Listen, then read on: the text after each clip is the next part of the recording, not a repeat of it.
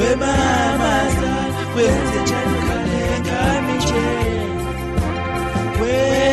Mkwewa wenze njani kalenga miche Ingaba ile ngidli ekufanele ngikhokhele Ingaba ile ngidli ekufanele ngikhokhele Ngoba umntanenu ongilele imikhuba yakhe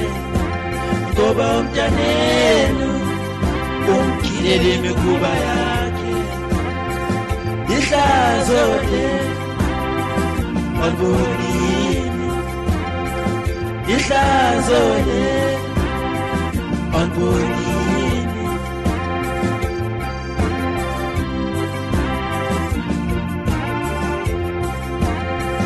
Hey Ihlazo la Egoli wakhala nyoyini bantu badala hayi so